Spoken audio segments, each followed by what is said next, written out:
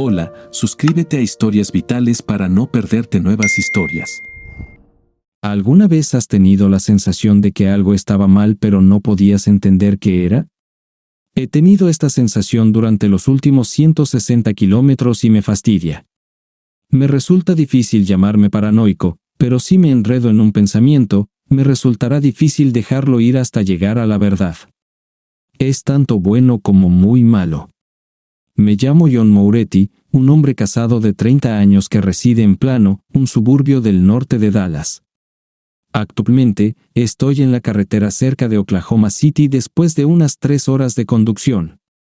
Este viaje es una tradición anual para mí y mis amigos universitarios, donde nos dirigimos a Arkansas para una expedición de pesca cada año.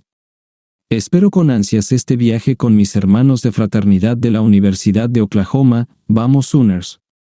Mientras mi esposa se unió a nosotros durante los primeros 2 años de nuestro matrimonio, optó por no hacerlo el año pasado. Actualmente, me acompaña Antonio Pérez en la camioneta, pero recogeremos a 2 amigos más en Oklahoma City. Mientras reviso mentalmente nuestra lista de embalaje, todo parece estar en orden. Todo parecía estar en orden. Procedí a revisar mi casa. ¿Había recordado cerrar con llave la puerta? ¿Se había quedado encendida la estufa por error? ¿Dejé el asiento del inodoro levantado? Nada parecía fuera de lugar a pesar de pasar por esta lista mental numerosas veces desde que despedí a Ellen al mediodía y dejé la casa. No podía quitarme la sensación de que algo no estaba bien. Centrando mi atención en asuntos laborales, confirmé que había completado el formulario de solicitud de vacaciones, proporcionado mi paradero y número de celular a mi jefe para fines de contacto, y me aseguré de tener mi computadora portátil conmigo. Contemplando a Ellen, mi esposa, todo parecía normal, reflejando los años anteriores cuando emprendía viajes similares. A pesar de la falta de indicaciones recientes que sugirieran lo contrario, cruzó fugazmente por mi mente un pensamiento: ¿Ellen estaba siendo infiel? Mis celos surgían siempre que Ellen recibía atención adicional en público, pero siempre rechazaba los avances y permanecía a mi lado como una esposa devota. Me resultaba inconcebible que pudiera desviarse. Había dejado en claro mi posición cuando cancelé nuestra boda un mes antes de la fecha programada hace 4 años. Ellen intentó tener una última cita con un exnovio, Brian Jennings. Salieron en una última cita para despedirse. Anticipé que se comprometería conmigo una vez que aceptara mi propuesta y adornara el anillo de compromiso. Al enterarme de la cita, entré discretamente al bar del restaurante y observé. Me dolió verla besando apasionadamente a otro hombre mientras llevaba mi anillo de compromiso. Después del tercer beso, intervine y exigí la devolución del anillo. Extendiendo mi mano, dije: «Es bastante simple, Ellen. Puedes tener tu última cita con él o con cualquier otro hombre, pero no con mi anillo en tu dedo». A regañadientes, se quitó el anillo. «Pero aún nos casaremos». «Solo necesito cerrar este capítulo», insistí, aún extendiendo mi mano. «Si te propongo matrimonio nuevamente y dices que sí, entonces nos casaremos. Sin embargo, si lo rechazas, el compromiso se acabó». «¿Qué pasa? Te di permiso para salir en tu cita. Una mujer soltera tiene la libertad de salir con quien elija. Si prefieres estar soltera en lugar de comprometida, solo devuelve el anillo y cancelaremos el compromiso. ¿Serás soltera de nuevo y podrás despedirte de él como quieras?», pregunté tranquilamente. Ella simplemente me miró, sin palabras. Tomando el anillo de su mano, me dirigí al exnovio de ella, Brian, y le dije: «Brian, por favor, perdona las molestias. Disfruta de tu cita». Con eso, me alejé, resuelto y firme. Para mí, llevar un anillo simbolizaba un compromiso con la fidelidad, una declaración de que uno había elegido renunciar a otras conquistas románticas. Mientras me acercaba a la salida del restaurante, Ellen corrió hacia mí en un estado de pánico. «No, John, por favor no hagas esto. Quiero casarme contigo», suplicó. Volviéndome hacia ella, respondí: «Ellen, estás armando un escándalo. Vuelve con tu cita y discutiremos esto más tarde. Todavía tienes que despedirte de tus exnovios, ¿verdad? Ella miró a su antiguo amor, luego a mí. No, te amo a ti y solo a ti. Por favor, acéptame de vuelta. Te prometo que he terminado de salir con otros hombres. Por segunda vez en mi vida, me arrodillé, ofreciéndole el anillo, y le pedí a Ellen que se casara conmigo. Los clientes del restaurante aplaudieron cuando ella aceptó el anillo. Me mantuve firme en mis principios de honor y fidelidad, estableciendo mi expectativa de fidelidad en nuestra relación. Volviendo al presente por 31ª vez, me encontré vacío de manos. Me corroía una sensación de incomodidad, como si algo estuviera mal.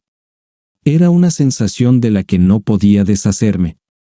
Mientras pasábamos por Norman, me obligué a concentrarme en el tráfico frente a nosotros, empujando mis preocupaciones hacia atrás en mi mente. Antonio y yo discutimos nuestros planes para encontrarnos con los demás en Bricktown, el bullicioso distrito de entretenimiento de Oklahoma City. Nuestro hotel, el Renaissance, ubicado en el corazón de Bricktown, era nuestra base. Tomando en cuenta mis 4 años en OU, navegué por las calles familiares sin esfuerzo. 30 minutos después, estábamos registrándonos en el Renaissance, desempacando en nuestra habitación. El reloj ahora marcaba las 4:33, una luz intermitente en nuestro teléfono captó la atención de Antonio. Él me miró y pronunció 2 palabras, Bricktown Brewery. Yo contrarresté con Toby Cates. Antonio alcanzó el teléfono, tocó unos botones y respondió, Earl's Rib Palace. Intercambiamos miradas de entendimiento, casi al mismo tiempo nos dimos cuenta de que Tony nos había ganado, ¿verdad? Un suspiro compartido escapó de ambos. Cuando pasas el rato con 2 Tonys, inevitablemente uno se convierte en Tony y el otro en Antonio. Yo estaba con Antonio, un año menor que Tony, quien reclamó el nombre de Tony primero. Antonio, habiendo estudiado italiano durante 3 años en la universidad, abrazó su homónimo. Tony tenía predilección por las costillas. Siempre que él elegía el restaurante, era inevitablemente un lugar de costillas. Hoy, siendo el primero en llegar, Tony tenía el privilegio de elegir nuestro punto de encuentro. Comer costillas estaba bien para mí, pero hubiera preferido un bar y parrilla como punto de encuentro. Eran casi las 4 y anticipaba que los chicos comenzarían a llegar en las próximas 2 o 3 horas. Pasar el rato en el bar mientras todos llegaban parecía un buen plan. Sin embargo, Earl's, donde nos íbamos a encontrar, era un lugar de costillas, y quedarnos allí durante 3 horas se volvería monótono.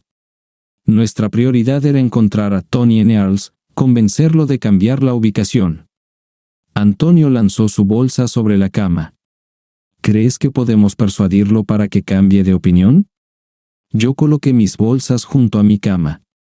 Probablemente, pero no hasta que haya terminado con sus costillas. Toby Cates está a la vuelta de la esquina.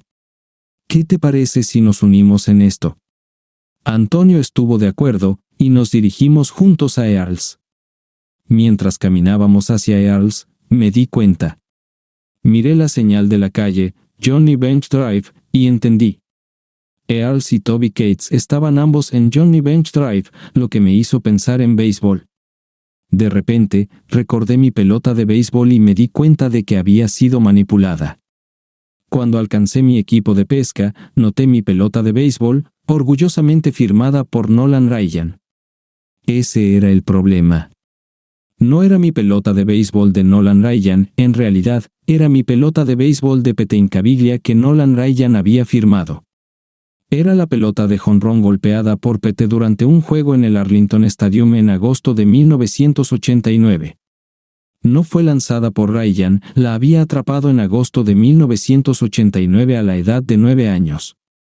Experimenté una verdadera dicha sentado junto a mi padre en las gradas lejanas.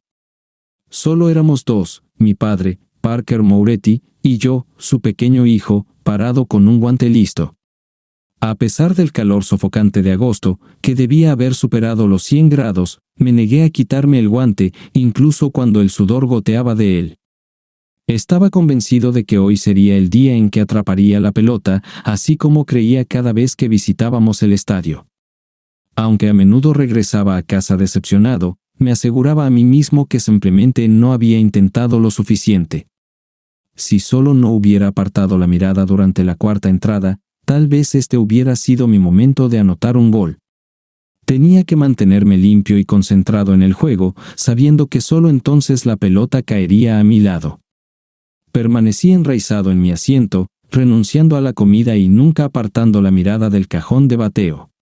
Una vez que un jugador entraba, con cada nuevo bateador, entraba en mi propio mantra: pégame a mí, pégame a mí, pégame a mí. Repetía estas palabras incesantemente.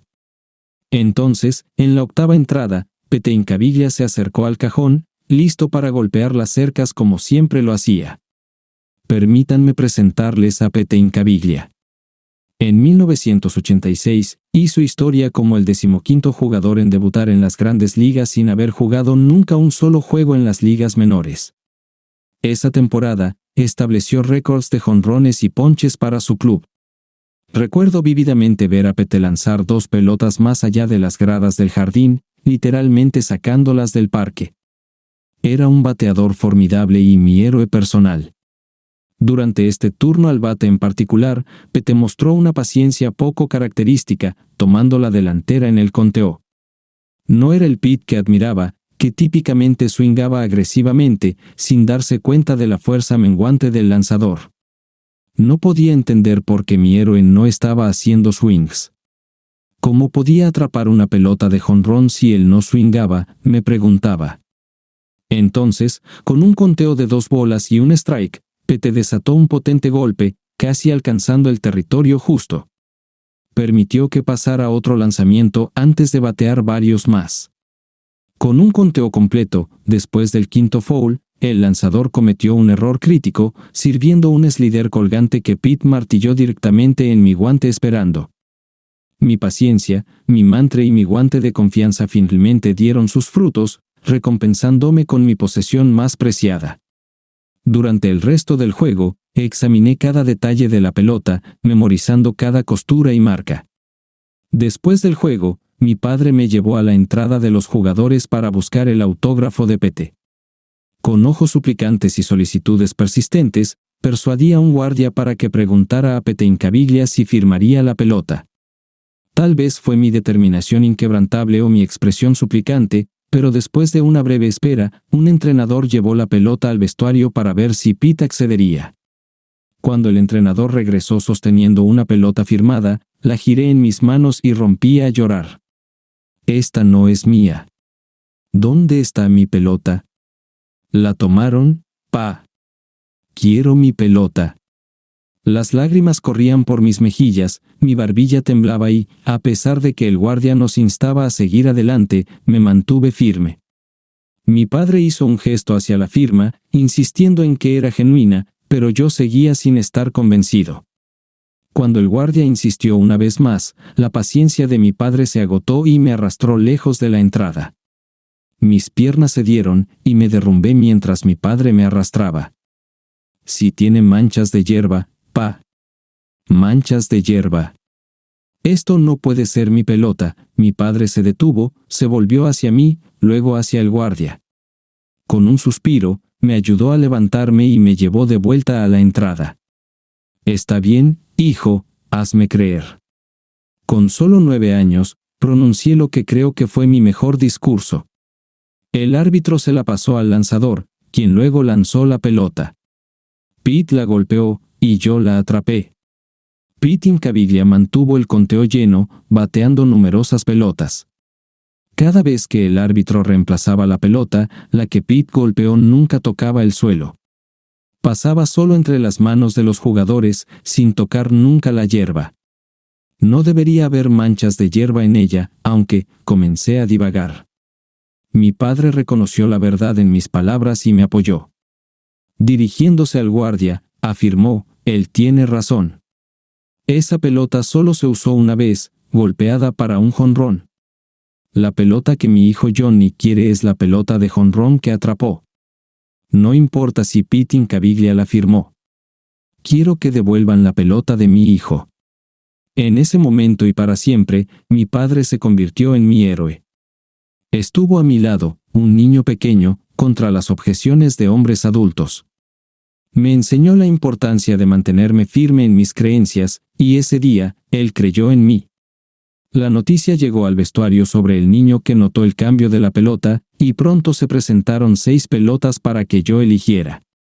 Ignorando las firmas de los jugadores, seleccioné la que tenía el autógrafo de Nolan Ryan.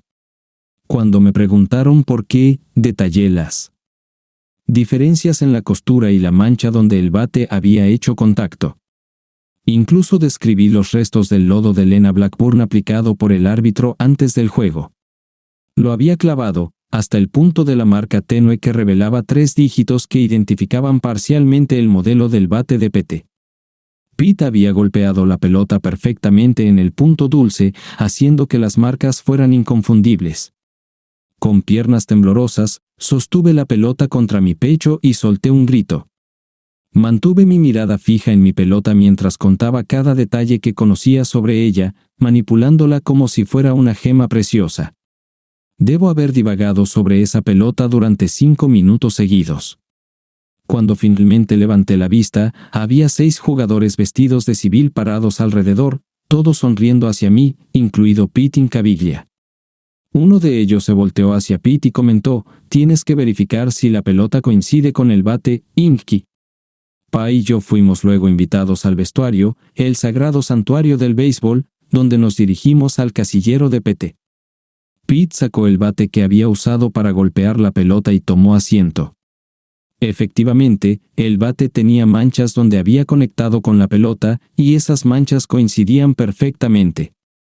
En el casillero, había varias pelotas, todas con firmas. Pete relató lo que había ocurrido después de golpear el jonrón ganador del juego.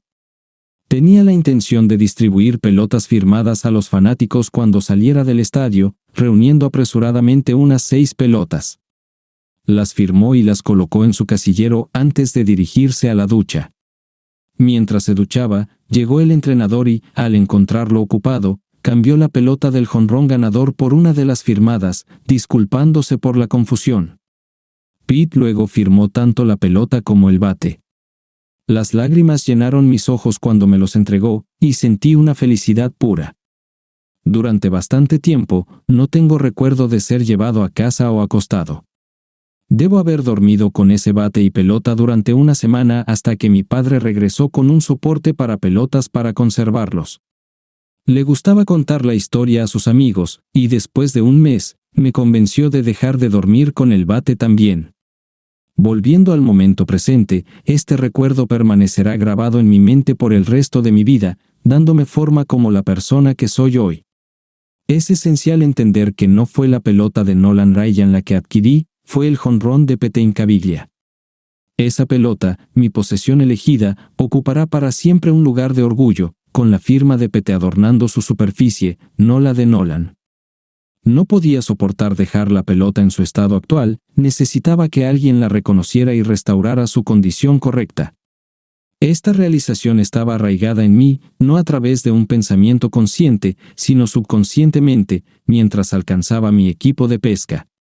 A pesar de mi realización inconsciente, la imagen seguía siendo vívida, mis ojos contemplaban la firma de Nolan Ryan, asegurando que nunca podría dejar la pelota en tal estado, pase lo que pase. Mientras caminaba por Johnny Bench Drive, una oleada de recuerdos me abrumó, dejándome en una especie de aturdimiento. Seguía a Antonio, pero logré mantener el ritmo mientras nos acercábamos a Earl Street Palace. Cuando Antonio cambió de rumbo repentinamente, hice lo mismo. No fue hasta que el aroma a barbacoa penetró en mi conciencia que salí de mi ensimismamiento y apresuré el paso. Al entrar, vimos a Tony y a George, cada uno con un plato de costillas delante. Diane, la esposa de George, también estaba presente, acompañada por su hermana menor, Ashley. Después de saludarnos, tomamos asiento. Hubo algo de debate con Tony sobre trasladarnos a Toby Cates, y dejó claro su posición al darle a Ashley un billete de 20 pesos para traer más costillas. El orden jerárquico estaba establecido, con Tony habiendo llegado primero. Antonio fue a buscar 2 cervezas mientras yo bebía la mía tranquilamente, contemplando qué hacer con mi pelota de béisbol. Sin embargo, parecía que había poco que pudiera hacer. La idea de regresar a Dallas solo para arreglar una pelota de béisbol en una repisa de trofeos parecía absurda. Además, no abordaría la pregunta apremiante: ¿quién estaba manipulando mis pertenencias? Perdido en mis pensamientos, George me interrumpió. Ion, ¿planeas ahogar tus penas esta noche? ¿Qué pasa, Ion? Apenas has tocado tu cerveza y ya te estás poniendo melancólico. Recupérate. Lo que sea que esté pasando en la oficina, déjalo atrás. Estás de vacaciones. Relájate y diviértete, dijo. Asentí en acuerdo, sintiendo un impulso de energía, y chocamos las botellas con George. Parecía la respuesta natural. Entonces, un pensamiento me golpeó. Si alguien había manipulado mi pelota de béisbol, podrían haber intervenido también con mi equipo de pesca, que guardaba de vuelta en el hotel. Poniéndome de pie, terminé rápidamente mi cerveza, me excusé y mencioné que necesitaba revisar algo en la camioneta. En mi camino de regreso al hotel, me encontré con otras 2 personas, aunque aún era relativamente temprano, alrededor de las 4:30. Cuando rebusqué en mi caja de aparejos, como era de esperar, faltaban 3 señuelos, incluidos 2 que había usado para atrapar rayas con el jefe de Ellen, Carl, a principios del verano. Esos señuelos me habían dado algunas capturas impresionantes, y Carl lo había visto todo. Lo que me molestó más fue que tenía planes de usar esos mismos señuelos durante el fin de semana. Estaba furioso. No se trataba solo de reemplazarlos, quería mis señuelos. Habían sido fundamentales para atrapar rayas de tamaño de torneo con Carl como testigo. Solo me llevó 10 segundos tener las llaves en el encendido y el motor rugiendo mientras me abrochaba el cinturón de seguridad. Un momento de duda se insinuó. Vacilé, con el pie en el freno, la mano en la palanca de cambios. ¿Estaba siendo irracional? Conducir 3 horas de regreso a Dallas solo para reorganizar una pelota y recuperar mis señuelos parecía excesivo. Luego, conducir otras 3 horas de regreso al hotel. Si tenía suerte, estaría de regreso para las 11. Sonaba absurdo. Sin embargo, si me apuraba, tal vez pudiera regresar para las 10 o las 10:30. Mientras regresaba, recordé algo más que necesitaba agarrar: álbumes de fotos de mis años universitarios y reuniones. Sí, lo admito, soy un poco obsesivo. ¿Y qué? Podríamos hojearlos por las tardes, siempre generaban buenas historias. Puse la camioneta en marcha y me dirigí hacia la carretera. Justo cuando estaba saliendo del estacionamiento, George llamó. Le informé que descansaría en el hotel antes de encontrarme con ellos más tarde. Luego, miré mi teléfono y lo apagué. No estaba seguro de si Ellen estaba al tanto de la manipulación de mis pertenencias. Además, quería averiguar cuándo Carl había visitado nuestra casa. Algo no estaba bien, y mi objetivo era hacer que mi viaje de regreso a Dallas fuera irrastreable. Aceleré por la autopista y llegué a casa alrededor de las 7:30, solo para descubrir que el auto de Ellen faltaba en el camino de entrada. Apresuradamente, revisé mi escondite y examiné mi pelota. Resultó ser una réplica, intercambiada. A pesar de que habían pasado más de 20 años desde que adquirí esa pelota, aún podía reconocer las firmas, y la mancha distintiva estaba ausente. La búsqueda de Carl de mis señuelos de pesca no dio resultados, no estaban en ninguna parte, ni al lado ni detrás del gabinete. Tenía que ser Carl. Podía sentir su frustración por el viaje de pesca, y ahora se había llevado mis señuelos. Entrando en el dormitorio principal para cambiarme de ropa, vi una bolsa de Victoria's Secret en la cama, que solo contenía recibos. Oh, Ellen, ¿qué demonios estás tramando? Pero tenía una fuerte sospecha de con quién estaba, Carl. Mi ira se intensificó. Regresé a mi camioneta y saqué mis pantalones y camisa de camuflaje. Siempre he cuestionado la lógica de pescar con camuflaje. ¿Realmente se dejarán engañar los peces? Sin embargo, era una tradición dentro de la fraternidad, así que seguí con ella. Después de cambiarme, agarré la pelota falsa y me dirigí a casa de Carl. Estacionando la camioneta discretamente, caminé por el callejón detrás de la casa de Carl y me deslicé hacia el patio trasero. Todavía no tenía un plan concreto, pero tenía una cámara y sabía dónde guardaba Carl su llave de repuesto debajo de una roca. Habiendo visitado el lugar de Carl unas cuantas veces antes, estaba familiarizado con la distribución. Incluso si habían optado por una habitación de hotel, aún podría haber una oportunidad de recuperar mis pertenencias. Mientras pasaba por la ventana del dormitorio principal, escuché a Ellen gimiendo. Reconocí sus gemidos y temí que hubiera terminado nuestro matrimonio con infidelidad. Había sido muy claro acerca de mi postura sobre el engaño un mes antes de casarnos. Suspirando, me sentí aliviado de que aún no hubiéramos comenzado una familia y todavía nos estuviéramos enfocando en construir nuestras finanzas, alquilando nuestra casa. Todavía estábamos trabajando para un pago inicial significativo, para que Ellen eventualmente pudiera convertirse en ama de casa. Con solo 4 años de matrimonio, dividirlo todo no sería demasiado complicado. Todavía estaba furioso, ansioso por enfrentarme a Carl, pero tenía cuidado de no ser arrestado. Espiando por la ventana, intenté ver qué estaba pasando dentro, pero las persianas cerradas obstruían cualquier vista. Incapaz de capturar evidencia con mi cámara, me sentí atrapado pero decidido a recuperar mis pertenencias. Carl frecuentemente organizaba fiestas extravagantes alardeando sobre la pieza central de su salón, un bar hecho a medida adornado con elementos de vidrio y brillantes luces de neón que mostraban su colección de licores. Considerando la posibilidad de que él pudiera haber escondido mis pertenencias dentro o detrás del bar, resolví colarme en su casa para investigar. A pesar del alboroto entre Ellen y Carl, deslicé sigilosamente la puerta y me colé dentro, deteniéndome a escuchar. No percibí ningún cambio en los sonidos que provenían del dormitorio. Cerrando silenciosamente la puerta corrediza detrás de mí, me acerqué al bar. Para mi alivio, encontré todas mis pertenencias ordenadamente dispuestas en el estante detrás del bar, los señuelos de pesca, la pelota de béisbol e incluso un montón de cartas de béisbol, un detalle que no había considerado inicialmente pero que sabía que él se había llevado. Estos objetos tenían un inmenso valor sentimental, símbolos de mi vida, y él los había tomado sin consideración. Rápidamente, reemplacé la pelota de béisbol y sustituí 3 viejos señuelos por los míos queridos.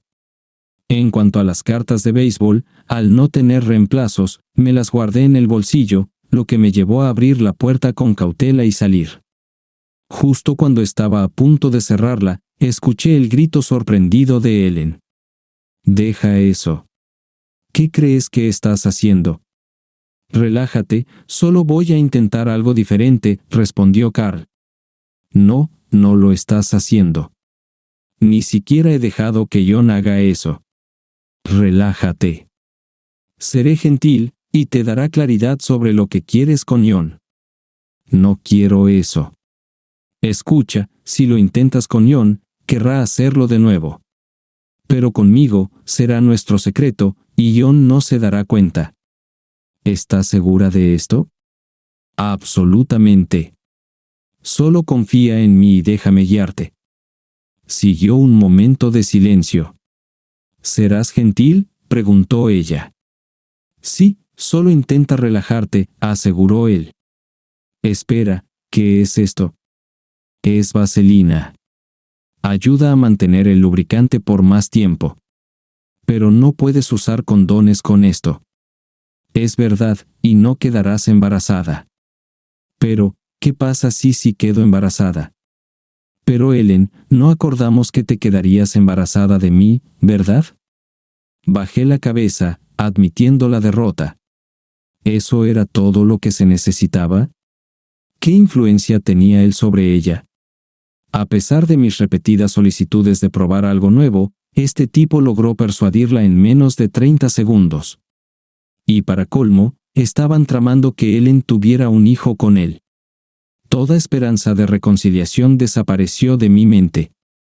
Nuestro matrimonio había terminado. Cerré la puerta en silencio y me alejé. Mientras escondía la llave bajo una piedra, un movimiento en el estudio llamó mi atención.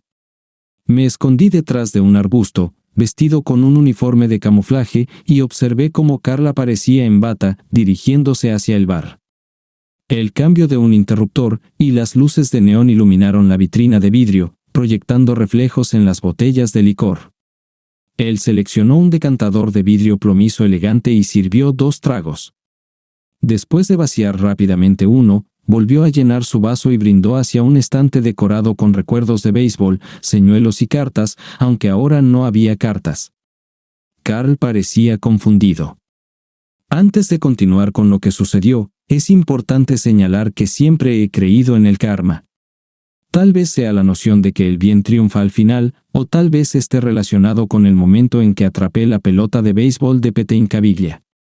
El karma, para mí, significaba que si fuera digno, el destino sería amable conmigo. Esa noche, presencié cómo el karma golpeaba a Carl.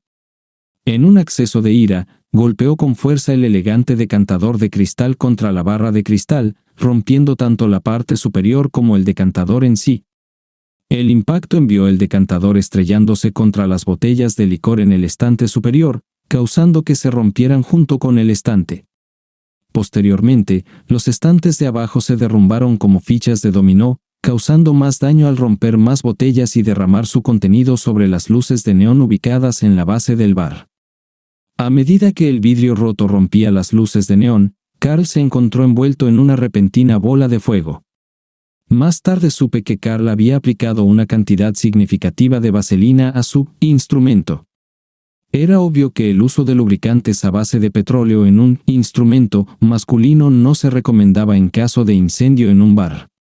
Descubrí que la temperatura de ignición de la vaselina es de 365 grados Fahrenheit. Presencié cómo Carl bailaba frenéticamente mientras las llamas envolvían su instrumento. Ellen entró en la habitación e intentó apagar las llamas, pero sus manos también se incendiaron, presumiblemente debido a la vaselina. Afortunadamente, lograron envolverse en una manta para extinguir las llamas. Aunque parte de la habitación seguía ardiendo, llenando la casa de humo, sintiendo la urgencia, decidí marcharme cuando Ellen alcanzó el teléfono. Al no ver a Melissa, la esposa de Carl, asumí que debía estar fuera de la ciudad. Regresé a mi furgoneta y conduje a casa, pasando por camiones de bomberos y emergencia que se dirigían hacia la casa de Carl.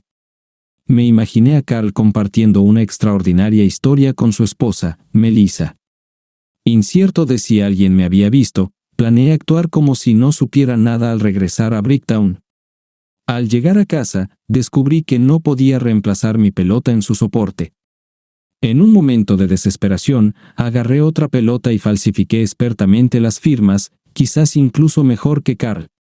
Después de colocar la pelota falsa de nuevo, exhibiendo prominentemente la firma de Nolan Ryan, partí hacia Oklahoma con mis álbumes de fotos. Durante el viaje, fui invadido por una sensación de calma. La ira que había albergado se disipó cuando presencié la triste situación de Carl. Aunque atesoraba pensamientos de enfrentarme a él, la vista de su instrumento en llamas satisfizo extrañamente mi deseo de venganza. Al regresar a Dallas, me di cuenta de que lo que había presenciado fue más satisfactorio que cualquier venganza que pudiera haber llevado a cabo. Parecía poco probable que Carl interfiriera en matrimonios en el futuro cercano. Seguí sonriendo y riendo, consciente de que ambos se habían metido en problemas. Estaba deseando hacerle saber que los había atrapado infraganti. Cuando me encontré con mis amigos en Bricktown cerca de la medianoche, fui recibido cálidamente, me preguntaron por mi descanso y me entregaron una cerveza. Se sentía como si no hubiera estado ausente en absoluto. Parecía que mis amigos lo creían y serían capaces de mantener que no había hecho el viaje a Dallas y de regreso. Al día siguiente, encendí mi teléfono móvil con una sensación de incertidumbre. Recibí un mensaje de Ellen informándome sobre el accidente de Carl y su hospitalización, junto con una solicitud de llamarla a su teléfono celular. Aunque me alivió que no hubiera habido fatalidades, no tenía deseos de hablar con alguien a quien consideraba infiel, así que apagué mi teléfono rápidamente. Solo hubo una llamada y ninguna indicación de sus malas acciones. Parecía que estaba tratando de ocultar su infidelidad. Determinado a descubrir la verdad, contacté a las compañías de tarjetas de crédito y a mi proveedor de telefonía celular solicitando registros de los últimos 4 años. Aunque requería una tarifa para que me los enviaran por correo electrónico, estaba decidido a revisar meticulosamente nuestros registros financieros y las facturas del teléfono para determinar la magnitud de su traición.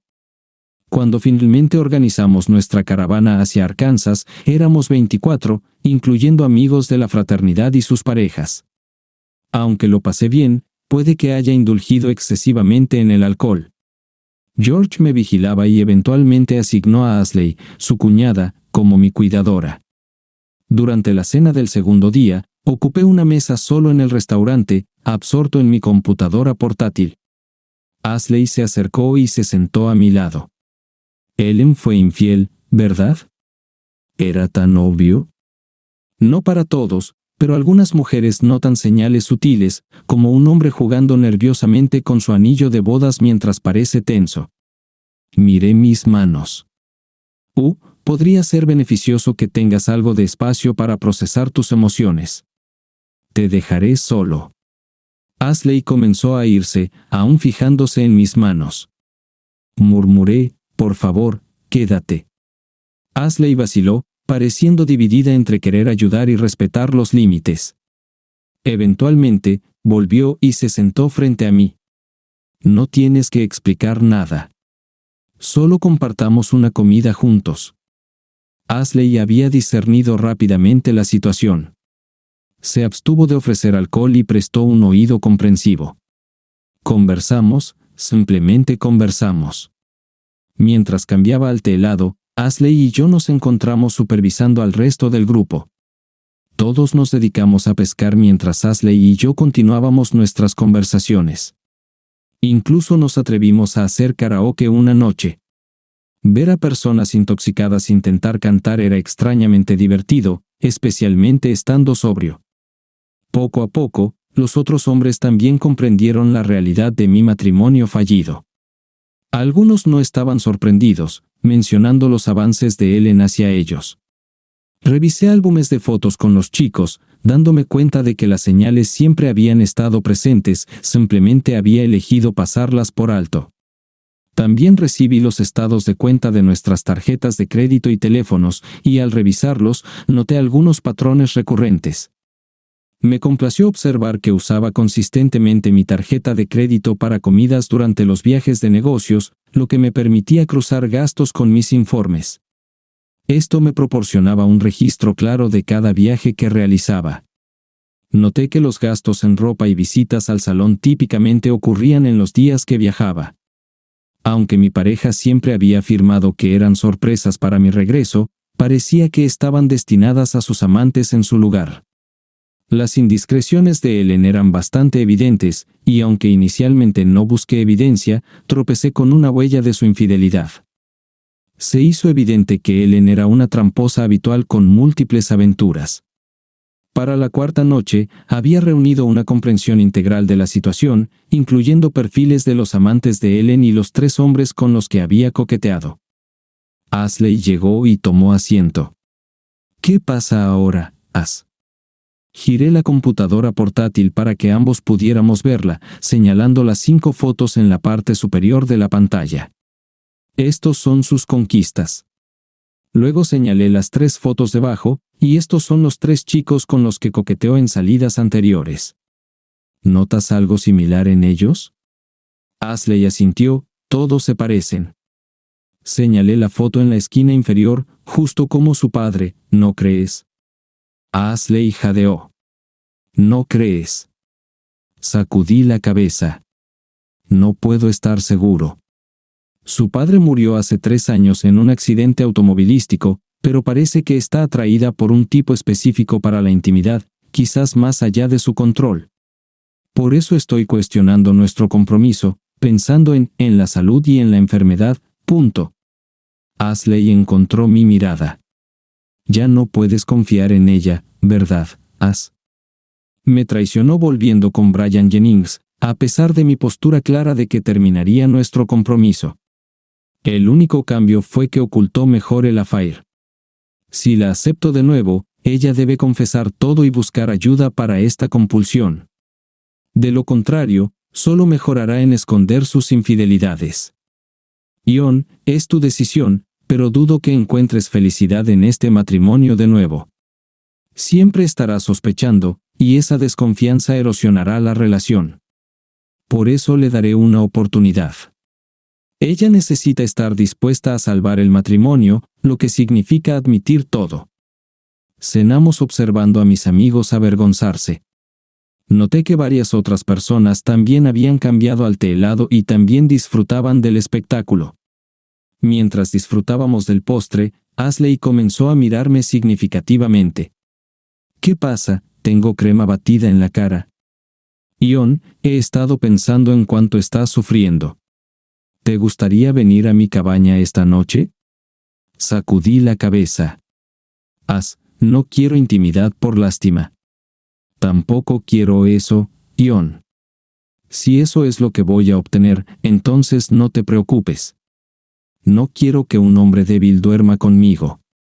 Pasé 5 días con un grupo de ex compañeros de fraternidad, y quiero ser dominada, ser tomada por la fuerza. Te sugiero que lo hagas por venganza. Mis ojos se abrieron de par en par y brillaron con deseo. Miré a Ashley con un anhelo intenso, sintiendo que se me hacía agua la boca. Sin embargo, me contuve. Ion, tú no eres el único que enfrenta problemas aquí. Vine con mi hermana, Diane, para escapar de los recuerdos de mi horrible exnovio. Esperaba tener algunas experiencias salvajes con varios chicos esta semana. En cambio, me doy cuenta de que ustedes se cuidan mutuamente. ¿Escuchaste lo que hizo George? Mi entrometido cuñado corrió la voz de que estoy fuera de los límites esta semana porque estoy sufriendo.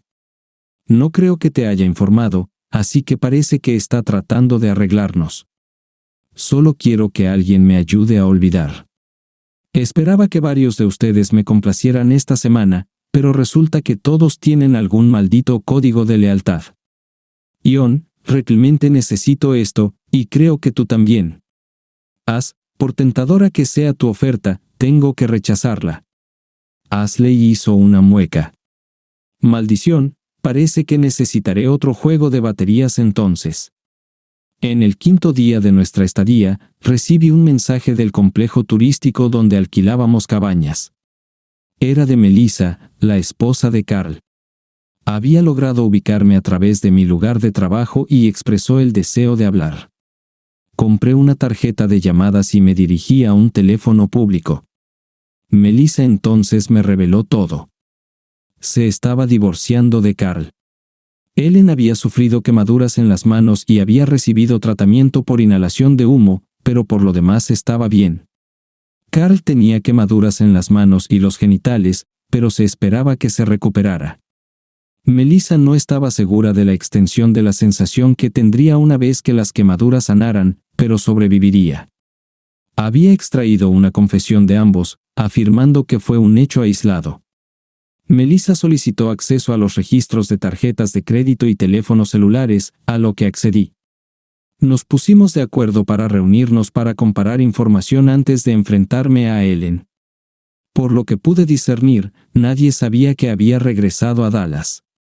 Tenía la intención de aprovechar esta información para sorprender a mi esposa en el acto. En verdad, tenía más detalles sobre los asuntos de Ellen de los que deseaba que alguien supiera. En ese momento, informé a todos que mi esposa había tenido un accidente, lo que requería poner fin anticipadamente a nuestras vacaciones. Antonio me acompañó de regreso a casa, mientras que los demás hicieron sus propios arreglos de viaje.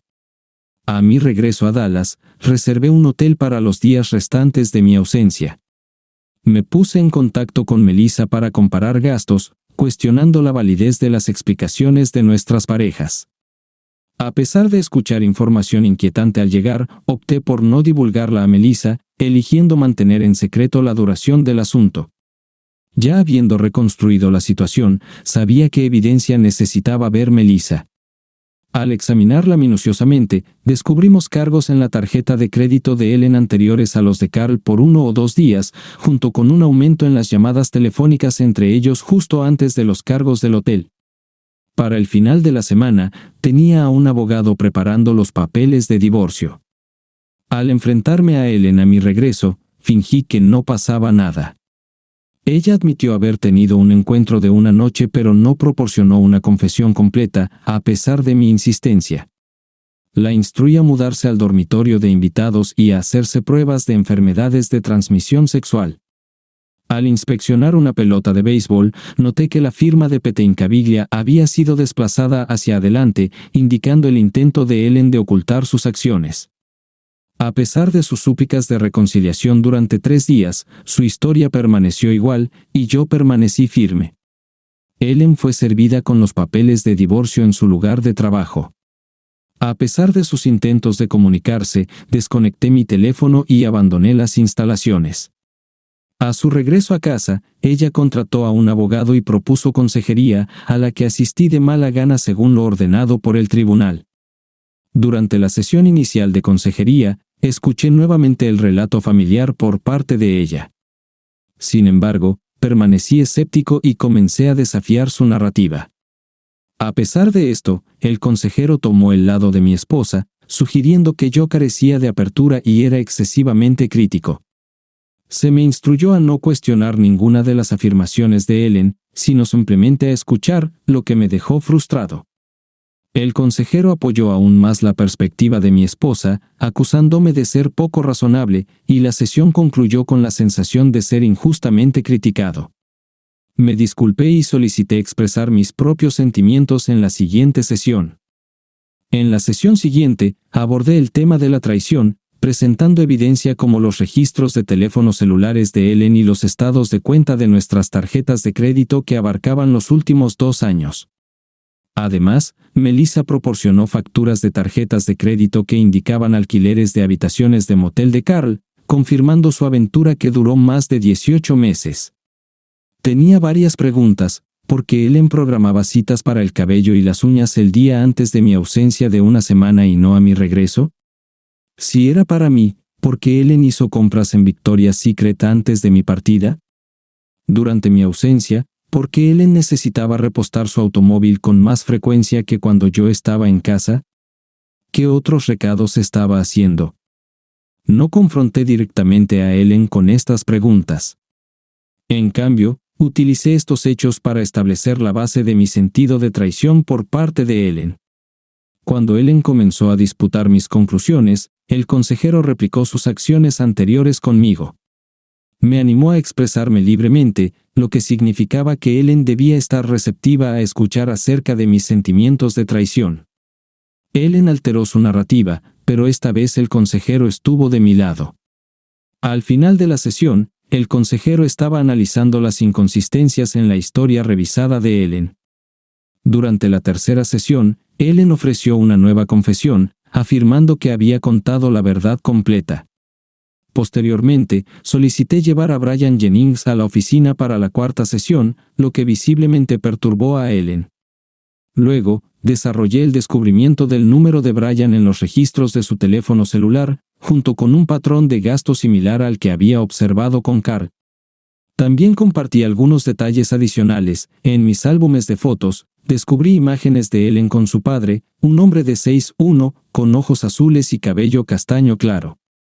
También había imágenes del exnovio de Ellen, que medía aproximadamente 6'2", con ojos azules y cabello castaño claro. Carl y Brian también coincidían con esta descripción, al igual que otros 3 chicos de la fraternidad. Poseía cartas de cada uno de ellos alegando que Ellen había coqueteado con ellos. Siempre que mostraba fotos de cualquiera de estos individuos con Ellen, ella aparecía sonriendo y mirándolos con admiración. Aún tenía otros 2 exnovios que podría haber utilizado para respaldar mi argumento, sin embargo, opté por esperar hasta obtener una confesión completa. No quería revelar toda mi evidencia de una vez, ni quería divulgar que había regresado. Después de relatar el incidente ocurrido un mes antes de nuestra boda, Carl informó al consejero que no podía confiar en mi alrededor de ningún hombre que encajara en esa descripción. El consejero abordó entonces la pregunta que había estado evitando. ¿Tu padre te hizo algo cuando eras joven? Las lágrimas corrían por el rostro de Ellen, pero permaneció en silencio. Me levanté de mi asiento y me dirigí hacia la puerta. Consejero, me resulta difícil confiar en mi esposa. Creo que su padre le inculcó el hábito de la mentira, probablemente para ocultar el abuso que le infligió. Me parece que Ellen me eligió sobre sus parejas anteriores porque no me parezco a su padre. Además, sospecho que ella quería que yo criara a hijos que en realidad fueron engendrados por él.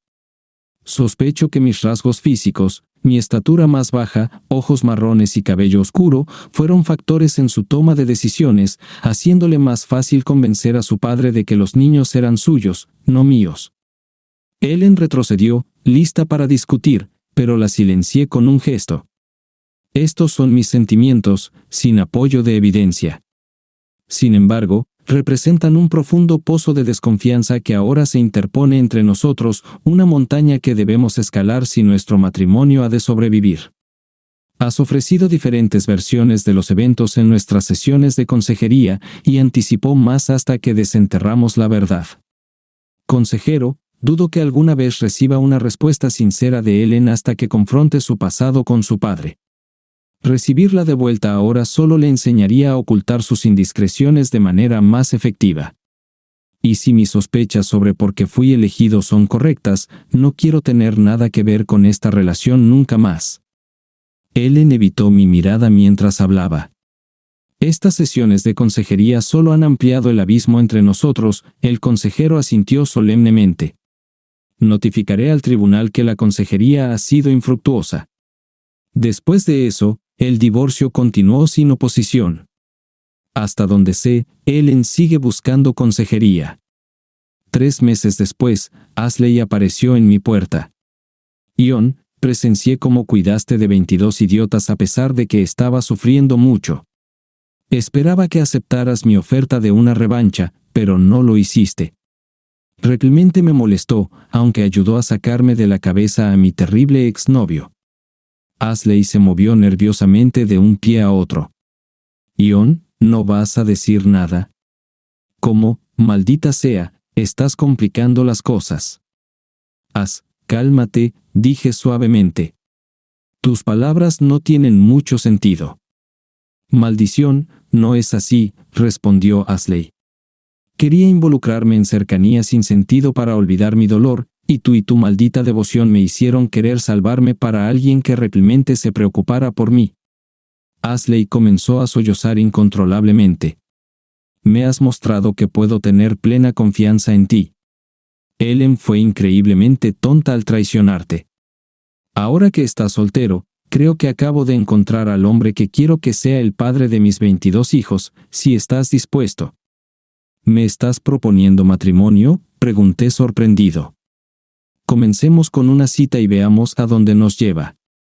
Tiendo a ser sumisa y termino siendo aprovechada, pero confío en ti con mi corazón.